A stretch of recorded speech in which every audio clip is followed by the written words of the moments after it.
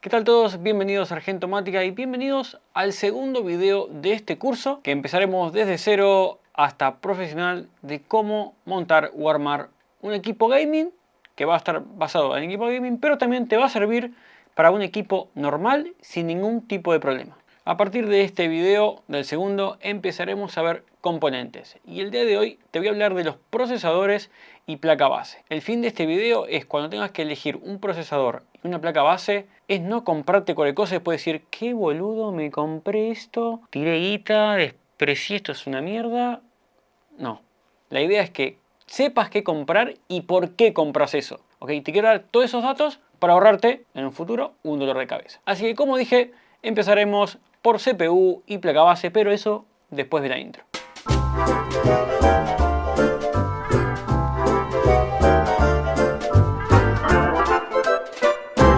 Argentomática. Empezaremos por los CPUs, como bien dije, tenemos dos marcas, AMD e Intel, son las dos marcas que hay. Hay una marca ahí que hace procesadores para celulares o teléfonos móviles, que se va a meter en el mundo del PC, pero bueno, de momento está AMD e Intel, que son las más conocidas y las dos principales que hay.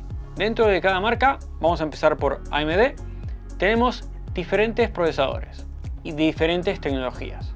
Por ejemplo, les diré las más comunes tanto en AMD como en Intel, o las que más se usan y con mejor rendimiento. Tenemos en AMD tenemos Ryzen 3000, Ryzen 5000, Ryzen 7000 y Ryzen 9000. La 9000 es la última que hay.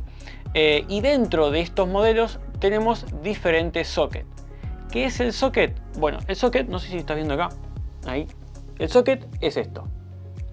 Mejor dicho, es el tipo de anclaje. Porque tenemos el socket en AMD, tenemos AM4, hay anteriores, ¿no?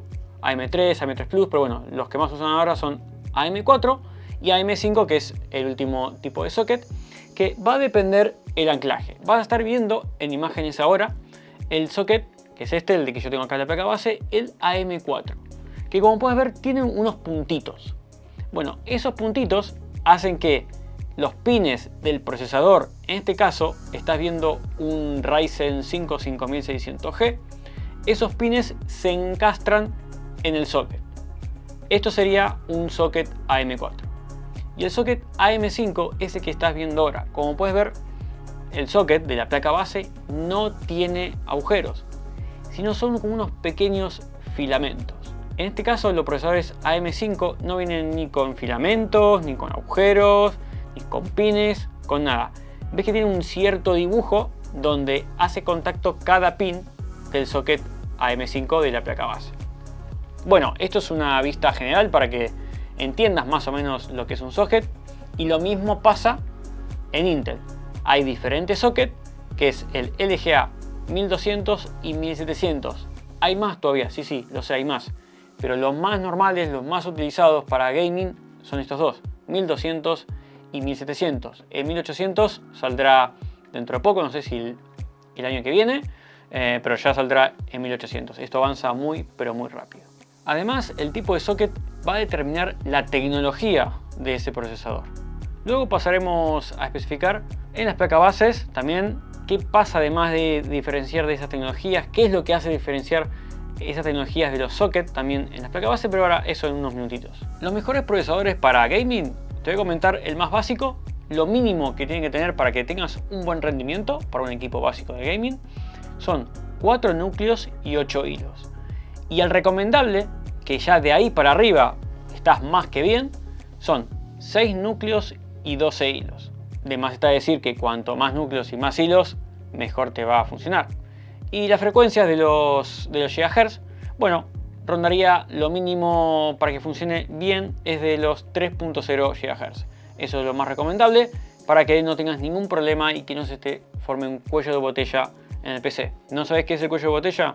Te lo dejo aquí o aquí arriba en las tarjetas para que entiendas un poquito más y cómo evitarlo. También decirte que algunos procesadores vienen con tarjeta gráfica integrada, tanto para AMD como para Intel. Y muy importante también, el tipo de procesador o la tecnología o el modelo del procesador va a determinar la cantidad máxima de memoria RAM que puedes usar y la frecuencia máxima que admite de memoria RAM ese procesador. Te doy un ejemplo que me pasó a mí. Yo me compré, por ejemplo, voy a dar un ejemplo, un procesador que, no sé, que admite de memoria máxima, no sé, digamos de 2000 MHz de memoria RAM y la placa base de 5000 MHz.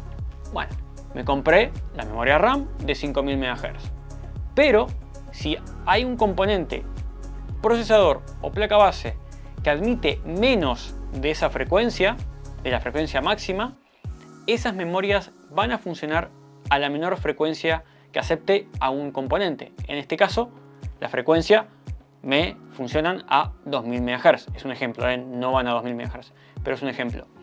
Si hubiese sido al revés, que la placa base era de 2000 y el procesador aceptaba 5000, bueno, también me iban a funcionar esas memorias que son de 5000 a 2000, porque en ese caso la placa base como máximo aceptaba 2000 MHz de frecuencia. Placas bases. Bueno, has visto que bueno, existen diferentes tipos de socket que vendrían a ser diferenciar las tecnologías y el tipo de encastre que utiliza cada modelo de procesador.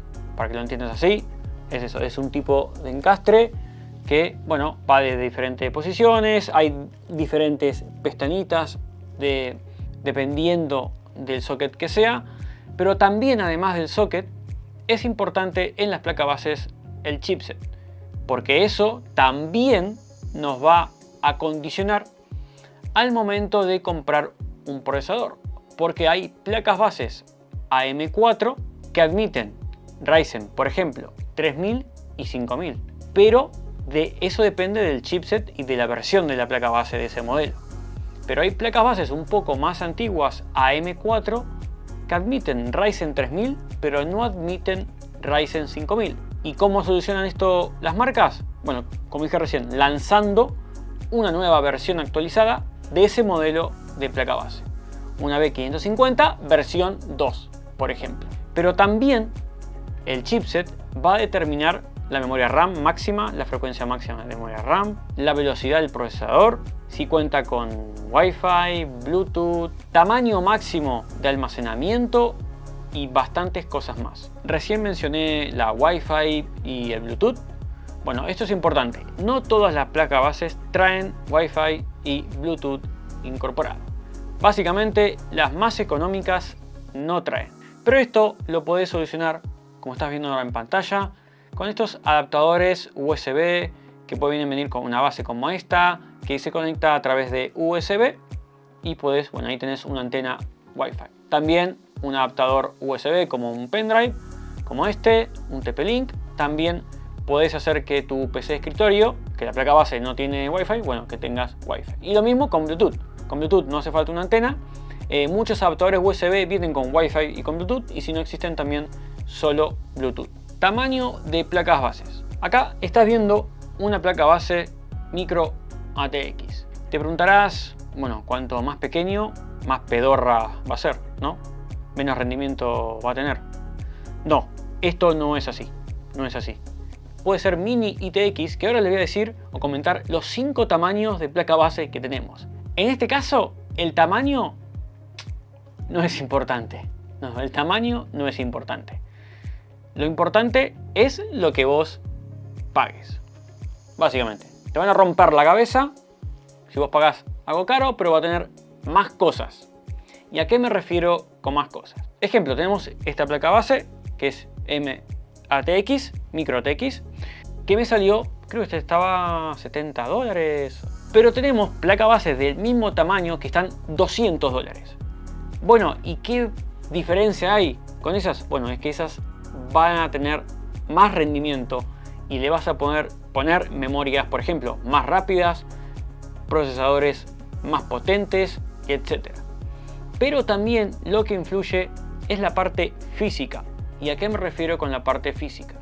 Por ejemplo, en esta placa base, que es más pequeña, tenemos solo 2 slots PCI Express. En una placa base ATX tenemos entre 3 y 4 slots PCI Express. También las ranuras de las memorias, que tenemos placas bases más pequeñas con la misma cantidad de memoria. Pero también tenemos placa base con un solo slot o ranura para M.2. En este caso tenemos 2 slots. A lo que voy es que si es una placa base más pequeña o más chica, no significa que va a ser una cagada. No. Es que según lo que vos pagues, va a tener más prestaciones o menos prestaciones. Básicamente es eso. Y ahora te voy a pasar a comentar los 5 tamaños de placa base que existen hasta el día de hoy. Empezaremos por la EATX, que miden 30,5 centímetros por 33 centímetros. Las ATX, 30,5 centímetros por 22,4 centímetros. Mini ATX, que es como esta que tengo acá, que mide 28,4 por 20,8. Micro ATX, 24,4 por 24,4 centímetros. Y la más pequeña de todas, que mide la Mini ITX, que mide 17 centímetros por 17 centímetros. Por ejemplo, existen placas bases muy caras que tienen el mismo rendimiento o las mismas posibilidades de conectarle cosas potentes que una placa base ATX.